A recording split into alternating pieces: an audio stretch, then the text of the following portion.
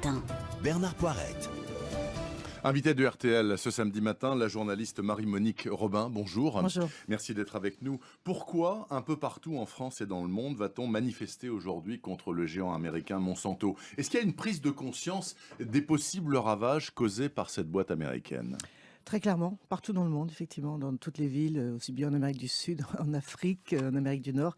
Je pense que les gens sont de plus en plus conscients que la manière dont nous nourrissons a un lien, évidemment, avec l'épidémie de cancer, par exemple, qui caractérise nos sociétés occidentales avancées, ou les malformations congénitales, la difficulté d'avoir des enfants, etc. Alors, Monsanto, c'est un peu le symbole de tout ça. Ce ne sont pas les seuls, mais il se trouve que ce sont les plus gros. Voilà, c'est pour ça qu'on leur tombe dessus. Alors, c'est vrai aussi que, comme ils sont les plus gros, on voit les effets. En Amérique du Nord, moi j'y étais récemment, il y a des millions d'hectares, par exemple, qui sont semés avec des OGM de Monsanto, et ils ont des problèmes parce que les sols sont morts, les paysans eux-mêmes le disent, parce que les mauvaises herbes sont devenues résistantes au fameux Roundup, vous savez, l'herbicide qui est phare de Monsanto. Et puis il y a des malades. Et là récemment, l'Organisation mondiale de la santé, l'OMS, a donc confirmé que le Roundup était un produit cancérigène probable. Ça veut dire, dans leur catégorie, ça veut dire que c'est très sérieux. Et d'ailleurs, c'est tellement sérieux qu'on attend des mesures très claires des gouvernements pour interdire maintenant cette molécule. Oui, ça fait des années d'ailleurs que l'on souhaite l'interdiction, mais pour le moment, c'est pas encore fait. Marie-Monique Robin, juste d'abord une chose. Les OGM sont présentés par les fabricants, et notamment par Monsanto, comme étant la solution pour la faim dans le monde. C'est pas vrai ? Non, d'abord, c'est pas vrai, parce que partout où on fait des OGM massivement, comme en Argentine, moi j'y vais bientôt de nouveau, là, 26 millions d'hectares, on fait du soja transgénique, vous savez où ça finit ? Non, dites. Alors dites, ça nourrit les poules, les vaches et les cochons des élevages intensifs. Donc ça nourrit pas les gens. C'est pas déjà, pour l'humain. C'est pas pour l'humain. Et d'ailleurs, même en Argentine, c'est tout le contraire de ce que vous dites qui se passe. C'est-à-dire que à force, on a tellement d'OGM maintenant dans les champs qui arrivent au port de l'Orient, enfin, pour finir, que les gens n'ont plus rien à manger parce qu'on fait plus de culture vivrière. Et en plus, comme c'est un herbicide qui est balancé sur ces OGM, n'est-ce pas, pour détruire les mauvaises herbes, mais qui n'affecte pas, c'est ça un OGM, le soja par exemple. Tout est contaminé. C'est absolument inouï. D'ailleurs, si l'OMS décide de le classer cancérogène, le problème, c'est qu'il y a plein d'études qui le montrent maintenant, donc des études sur les animaux, mais aussi des données sur les humains. Et ça, c'est très clair. Et en Argentine, c'est un désastre. Mais pourquoi est-ce que les paysans, les agriculteurs, ici comme en Argentine, eux, il y en a beaucoup qui sont partants pour faire de l'OGM, en se disant j'aurai de meilleurs rendements, je serai plus embêté avec les parasites, etc. Alors ça c'est tout le contraire, je viens de vous le dire, les mauvaises herbes, c'est un vrai problème. En Argentine, depuis qu'on a introduit, mais c'est pas la même chose aux États-Unis, les OGM, on a multiplié par 800. Par 800 la quantité d'herbicides utilisés, parce qu'à force de passer du Roundup, les mauvaises herbes développent de la résistance, vous comprenez ? Donc il en faut toujours plus.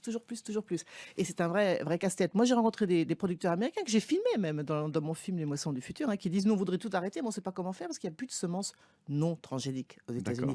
Moi je le racontais déjà dans mon livre Le Monde sur le Monsanto. La compagnie a racheté petit à petit toutes les compagnies semencières, et donc il n'y a plus de semences qui ne sont pas transgéniques en Amérique du Nord. Et c'est pour ça que vous voulez éventuellement traîner dans un an à La Haye Monsanto devant un tribunal, en quelque sorte, pour crime contre l'humanité ? Oui, alors ça, c'est une initiative qui ne part pas de moi. Enfin, c'est pas moi qui l'ai lancée, cette initiative. Elle part de citoyens suisses et hollandais qui m'ont contacté. J'ai accepté de parrainer cette initiative parce qu'on est vraiment en face d'un grand désastre. Enfin, je pense que ça va être le même scandale que l'amiante. Vous savez, on a mis beaucoup de temps pour l'amiante. La différence avec le Roundup, c'est que l'amiante, comme vous savez, quand vous avez été exposé à cette molécule, vous avez un cancer très particulier qui fait qu'on parle d'ailleurs de cancer de l'amiante. Donc, on peut facilement dire, il a ce cancer parce qu'il a été exposé à l'amiante. C'est pareil pour le Roundup, c'est plus difficile parce que le Roundup provoque plein de cancers différents. C'est ce qu'on voit à travers les études. Est aussi un perturbateur endocrinien. Donc, ça veut dire que si une femme enceinte est exposée, je dis ça parce qu'il y a plein de jardiniers du dimanche qui nous écoutent. Absolument. Et je voudrais bien que les femmes enceintes sachent, parce que ce qu'on leur dit pas, c'est-à-dire que vraiment, si leur mari tient absolument en sandales et en short à passer du Roundup dans son jardin, si madame est enceinte, restez dans la maison. Oui. Ah mais vraiment risque, c'est pas moi qui le dis, il y a des études de l'INSERM pour parler d'études françaises. Donc c'est incroyable qu'on ne le dise pas, voilà. Donc l'enjeu est énorme, ça veut dire qu'on va vers un grand scandale sanitaire. Il y a plein de gens malades partout. L'eau est polluée. La différence avec l'amiante, c'est que l'amiante c'était dans les usines, vous voyez, c'est pas marrant pour ceux qui y travaillaient, mais c'était dans les usines. Le Roundup c'est partout. Relativement si vous allez dans un supermarché acheter un beefsteak qui vient d'une vache qui a été nourrie avec du soja transgénique arrosé de Roundup, vous mangez des résidus de Roundup. Il faut aussi qu'on parle, Marie-Monique Robin, des abeilles.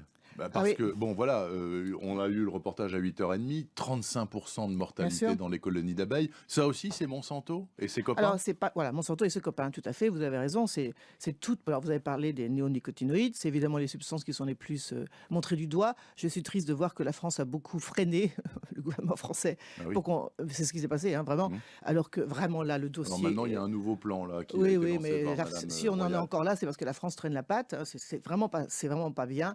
Parce que vous savez très bien, les abeilles, c'est des sentinelles. Quand les abeilles vont mal, les hommes vont mal. Derrière, ils sont pas loin, les hommes, hein. Donc évidemment, c'est pas que Monsanto là, il faut être mais il y a des OGM qui ont été manipulés, donc des plantes manipulées génétiquement pour fabriquer en permanence un insecticide, hein. Oui. On les appelle les BT, hein. Eh bien, en Amérique du Nord, on a constaté que quand il y a beaucoup de BT, il y a aussi plus de problèmes avec les abeilles. Mais c'est multifactoriel, on est bien d'accord, hein. Voilà. Bon, bah écoutez, donc Monsanto est aussi responsable, en partie en tout cas, de Ah la oui, ah bah oui. disparition des Ah abeilles, bah sans oui, aucun doute. Et clairement. c'est pour ça qu'aujourd'hui, il y a une grande mobilisation internationale contre cette firme américaine, dont le siège, je le précise, se trouve dans le Missouri, dans un bled qui s'appelle Crève-Cœur. Oui, Ce qui j'y est quand suis même allée. assez J'étais d'ailleurs étonnant. très récemment parce que l'ambassade de France m'a fait venir à l'université du Missouri où j'ai donc retrouvé mes amis de Monsanto. Vos amis de Monsanto Voilà, qui et je vous leur ai ont mis un annoncé que contrat sur la tête, non? non, mais Pas je du leur ai tout. annoncé très gentiment que je préparais un nouveau documentaire sur le Roundup et que j'espérais qu'ils allaient me recevoir cette fois-ci. Et ils ont promis que oui, on verra, on se Et je vous retrouvera. rappelle que Monsanto était aussi l'entreprise qui fabriquait l'agent orange qu'on a déversé sur le Vietnam pendant la guerre du même nom.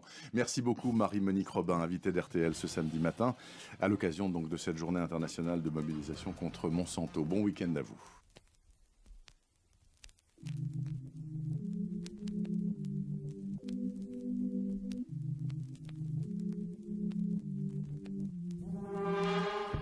Mais oui, on se connaît bien. T'as même voulu te faire ma mère, hein. T'as commencé par ses seins. Et puis du poumon à mon père, tu t'en souviens?